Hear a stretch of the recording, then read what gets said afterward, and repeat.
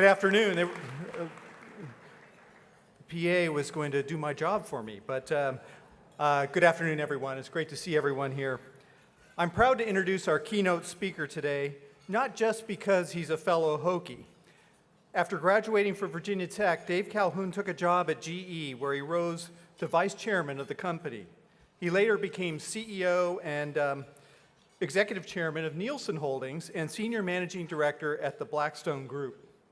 In 2019, Dave was appointed president and CEO of the Boeing Company, a leader in commercial aircraft defense, aerospace, and security systems with more than 140,000 employees worldwide. Today, Dave is known for his extensive expertise in a wide array of strategic, business, safety, and regulatory matters across multiple industries. He will be the first to tell you that the pathway to success is rarely straight and often intersects with a rich diversity of experiences and collaborations. At Virginia Tech, where he currently serves as vice rector of our Board of Visitors, we appreciate his passion for preparing our students for success and developing the talent our country needs to compete on a global scale. A few years ago, Dave created Virginia Tech's Calhoun Honors Discovery Program, which enables students across disciplines to work together with faculty and industry partners to develop the problem-solving skills and innovative spirit needed to make a difference in the real world. The first Calhoun scholars began graduating this year, and we're witnessing the value of these pathways and collaborative experiences for our students, including those from underrepresented and underserved communities. We deeply appreciate Dave's insight, his experience, and his spirit of service, a feeling I know you'll share as he speaks to it with us today. So please welcome Dave Calhoun.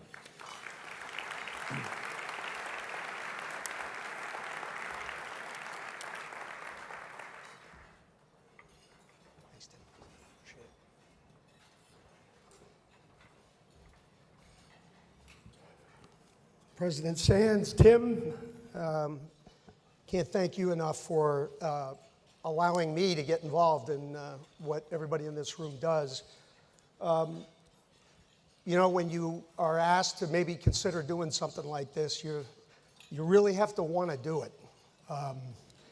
You guys are a pretty intimidating crowd. I hang around with a lot of intimidating people, but this is an intimidating world that I'm in. In fact,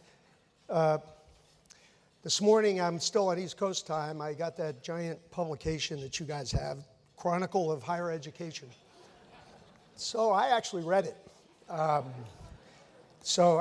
how could I miss the title, Turbulence at the Top? That's page one, and I'm pretty sure I'm at a CEO conference. Anyway, this moment we're in, I call it the age of choosing sides. Anybody in a leadership position, if you don't, you're going to get crucified by the other side. And if you know, it's an impossible world in many respects, and yet it's this set of institutions here that are going to prepare people to overcome that. I know you all know it. I know you all struggle with it. I promise I'm not going to talk about it today because there's no upside for me. But we all know we're in a ridiculous world, and we're going to all have to do something about it. In sitting with my table here, I realize I'm with a whole bunch of leaders of large institutions, in many cases larger than the company that I'm leading. And so I have to reflect and maybe suggest that there's a lot to be learned from what my company and I personally have just gone through in the last 5 years.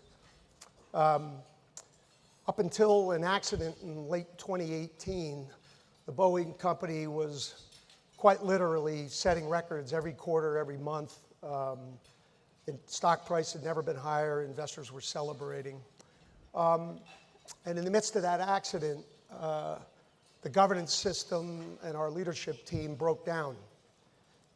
Couldn't respond publicly to what we were faced with. Let things go on for too long, and then the worst of all things happened. We had a second accident. And even after a second accident, similar set of characteristics. At this time, I'm on the board. We're all witnessing it. We are sort of losing our minds. Finally, I have to make a call, and it's a quick call, to change leadership, pretty much change everything that that we had held in such high regard for so long, we had a new CEO who just found himself in an impossible situation. And so in January of 2020, we made a leadership decision, and 3 weeks later, I showed up. Those are pretty interesting moments for everybody who has to face them. You're not sure exactly what you're going to draw on, so you call your best friends. For me, it was a number of leaders of Fortune 50 companies who I'd gotten to know over the years. And you get the same advice from all of them. Take a deep breath, know what your values are, take a big step to simplify the values, no matter what that list is, because everybody's list of values grows. And then there's a moment in time where you have to stop, take a hard look, and reevaluate exactly which ones got you to where you were. And then secondly, go hunt the legacy of your company and figure out how many times they'd faced stuff like this before, and invoke that as an emotional and an appealing cry for your company and your people. And that's sort of what we did. That is sort of what we did. Our company had been through moments like this before. We simplified our values, of course, safety being number one on the list, engineering excellence, simple words, but very straightforward. And then we began to rebuild, and as we said at the time, we knew it was going to take a long time, but you could only win it one airplane at a time. You could never merchandise a change. It never works. Communicators would love you to think it works. It doesn't. You have to win it by showing what you can do on the field of play. And no matter how long that takes, that's sort of where you've got to go. So those were lessons. Now I'll tell you what I think really happened at Boeing. And it struck me like you can't believe. We're a year and a half when I took over into this self-inflicted moment with an airplane that we're not sure is going to get recertified and fly, and then we worried about whether we would get public trust once it did, the flying public. So I went to visit with a group of people that were involved directly in the interactions with the FAA and the customers, and I talked to them about what they were doing, what they were seeing, where we were in the process. And it was a dramatically different picture than the one I had witnessed for the 3 years prior on the board. Dramatic. Maybe more importantly, the leadership team I inherited at that moment in time were also divorced from what this team on the field was experiencing and doing. And to simplify it for everybody, I'll just say that it was the documents themselves that go towards certifying an airplane. We were complaining that the FAA wasn't doing their job and wasn't getting to the cert line fast enough, and we hadn't submitted half of them. And I say this with a little bit of a dramatic flair and color because when you lose transparency in a company, you lose everything. You lose it all. When the people on your teams and on the ground, whoever it is you're serving, can't talk to you directly and clearly, you can't process and deal with it, now you're creating a major problem. And it becomes an institutional problem and a branding problem and everything else that goes with it. And it was at those early moments, my first 2 months on the job, when I began to witness the distance between what we were trying to process at the top and what was happening at the bottom. That is when life changed for me. Life changed for me. And so I always think of that word transparency as the most important word in anybody's book. Yeah, I have a lot of values and all that stuff, but if you can't practice transparency each and every day with your own people and your own teams, you lose. And we were a victim of that more than anything in my opinion. So by way of leadership lessons, if there was no other concept that I got across to everybody, I'd be happy. Couple of other thoughts. As everybody knows, I haven't even mentioned COVID yet. So on the third month of my tenure, dealing with this particular issue, of course, the world shut down, and I may remind everybody here, the first case was just a little north of here, stuck right between two plants, the two biggest plants in the Boeing company that make the most important airplanes. So we literally had the first bunch of cases in the Kirkland nursing home, and we had to shut down all of our plants for COVID. So didn't have demand, now I don't have supply. So this was more than a little moment. Couple thoughts. Most people, when everybody started working through the COVID scenario and we all started using our virtual tools in a prolific way, maybe almost a full year into it, the dire predictions that no one would ever want to fly again started to pop up. Everybody in business, they'd never want to see each other, they'll just work virtually from here on out. Biggest spokesperson in that regard was Bill Gates, who at the time wasn't living all that far from here. Anyway, and this scares the market in a very significant way. We predicted, based on what we knew and saw and what we learned from SARS and other things, this market would come back in about 3 or 4 years. This market came back in about 24 months, and it came ripping back. Ripping. People do want to travel. They do want to see each other. Ironically, virtual lets them go there for longer. They can stay a week and work 3 days. And so it turns out it's been one of the biggest boosts to flying that I can think of. There's a lesson in this one here for me too, for all of our politicians. This movement that we've seen by way of isolationism, we all know who sort of represents different sides of that, but in general, we're starting to see it and feel it. Political interests in trying to isolate ourselves from other players around the world, in my view, is one of the most dangerous things I've ever seen. We are all magnificent beneficiaries of all things globalization. We have been. Our standard of living is better. Quality of our research is better. Access to research interests from everywhere in the world matters. It is a big deal. And right now, everybody seems to want to sort of close all those borders. I see it, I feel it in my industry, not just here in the United States, but in many other jurisdictions around the world. It scares me more than anything. The economic consequences of that are massive, truly massive. And I know you are in the center of that one. You're in the center of that one. And you gotta have to stage a fight to protect what you got and to continue to move forward, because in my view, that's a world changer. And we all have to make sure we're careful about it and that we all stay on it. So for me, that's an enormous lesson. And by the way, the sovereign demands for air travel right now, sovereign meaning countries who are investing in airlines or investing in airplanes themselves to build national airlines, it is massive.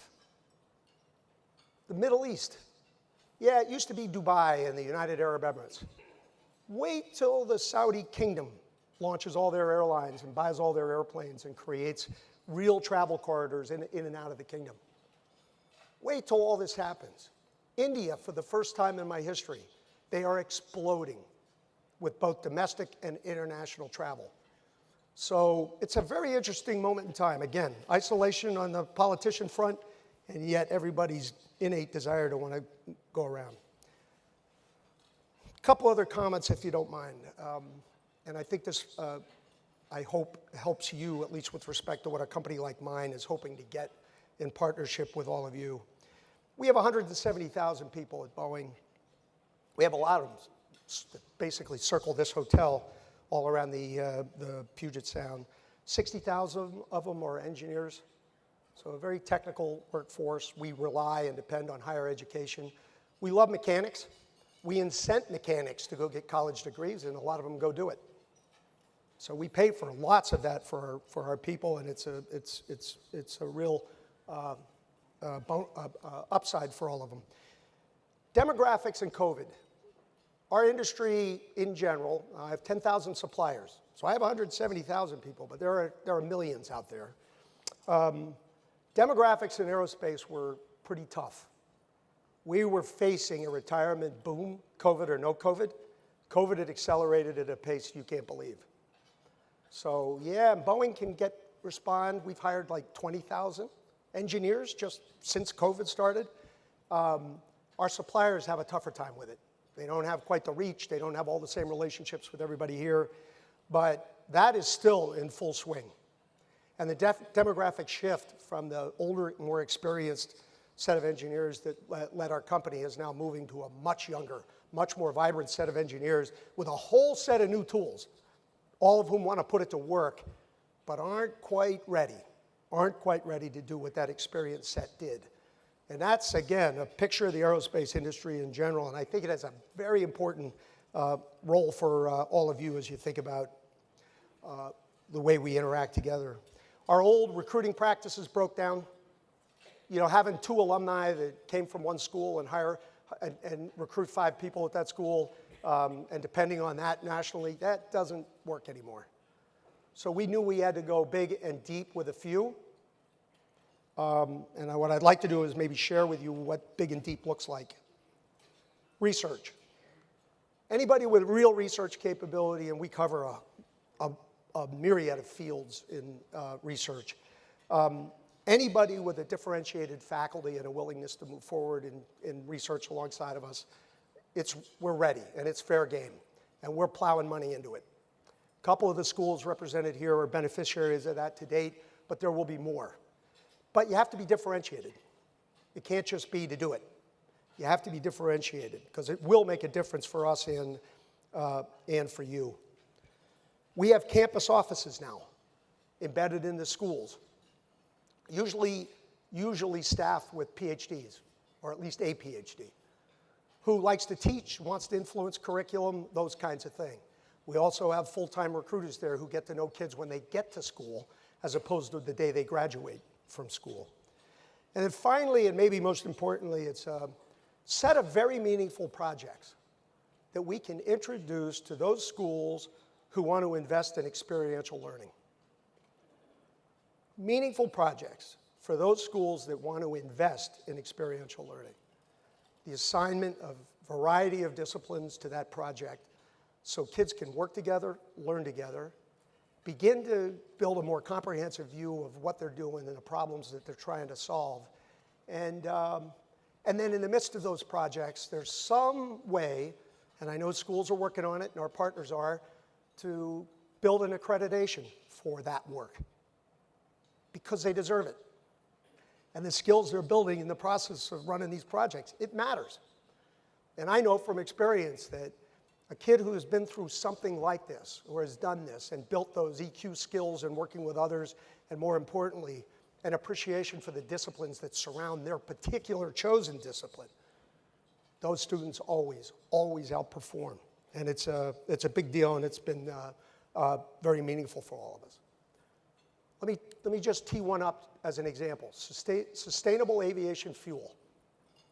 That sounds easy. Yeah, you get off of jet fuel, and now you get some feedstock-related fuel, and that engine burns, and now we're all sustainable by 2050. The work that's going to have to go on to prove that out and make it happen, yes, theoretically, yes, we can do it. All kinds of changes to that engine, all kinds of changes. We're going to fly one place on one fuel standard and land another place with a different one. And now we're going to end up with mixtures and all kinds of things. So how we define that spec matters a whole lot, and we're all going to have to figure it out. And then the hardest part of all, this is all going to boil down to feedstocks. And they're all going to be unique to economies around the world who want to take advantage of the feedstocks they happen to have or they can develop. And in my view, the success or failure of sustainable aviation fuel will boil down to the development and management of those feedstocks. That is what will differentiate whether our industry can become sustainable or not. I can't think of a more cross-disciplinary exercise in the world. I don't have a lot of ag people on my roster, right? But all of a sudden, we're starting to think about every feedstock we can think of. And all of a sudden, we're going to start to try to build some expertise, and yet, I know there are a lot of schools in this room who could add a lot of value to that.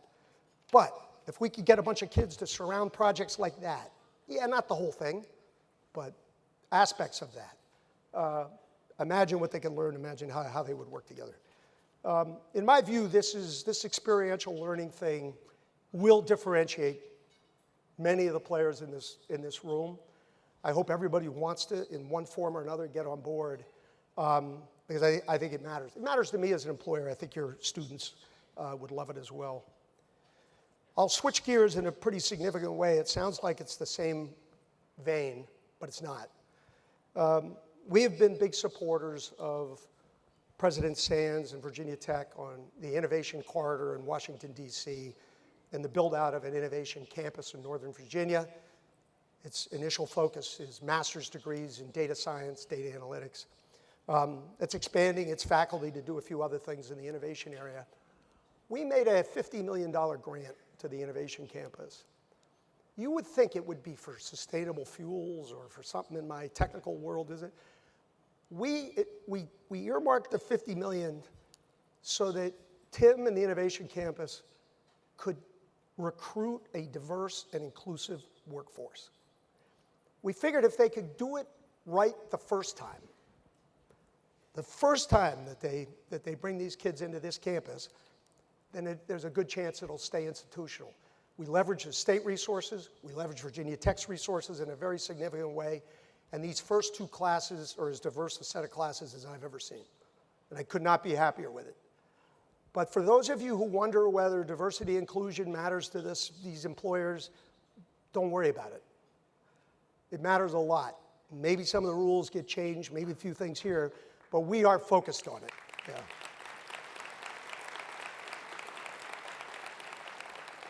I also think land grants, that is the place for us to exercise that diversity muscle. It really is. All the community programs, all the community connections help in a very significant way. And then I'll just have two more comments, and I promise to get off this stage. President Sands mentioned a program I was involved in. It all comes from the same roots here.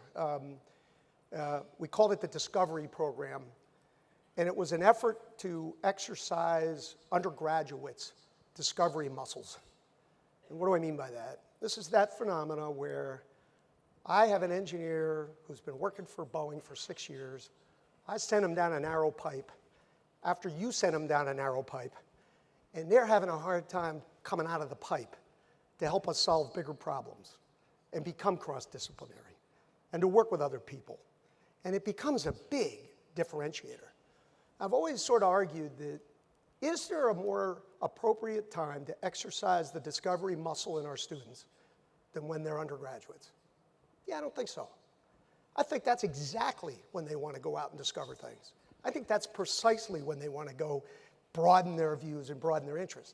And I have total respect for the depth of disciplines. Total respect. That matters, it will always matter. But somehow, some way, all of us have to figure out a way to give these kids an opportunity to get out and experience other parts of our of our campuses and the disciplines that we represent. And I really had a hard time. In our first several years, we burned out at least one provost, and we worked as hard as we could on it to try to get the disciplines that were not, where this kid he wasn't majoring in, to get them to make it a little easy to access their stuff. Just make it a little easier to access that stuff so that they could bring it to the project and expand their points of view, et cetera, et cetera. And boy, we're getting there. We're getting there. But it is a work in progress. I've always wanted to say it to my bigger Virginia Tech crowd, and he's been out there leading it in a big way, but also to all of you, I just think it matters. I think we got to make it easier for our students to navigate the disciplines that we represent and not just go straight down the stovepipe. And then last, one thing to leave with you, especially in the day and age we're talking about and the entire theme of the magazine you were gracious enough to put on my doorstep this morning. We all need inspiration, every one of us, somehow, some way, because that media, they're tough. Everybody's a little brutal here and there. These issues get a little overwhelming at times. Where do you go? You go to a class. You go visit these projects. You go visit these kids working on a project. And you walk out immediately inspired. Immediately. You don't even think about all that crap you flew in with. Somehow, some way, We have to uncork that. You have to uncork that. That's the magic.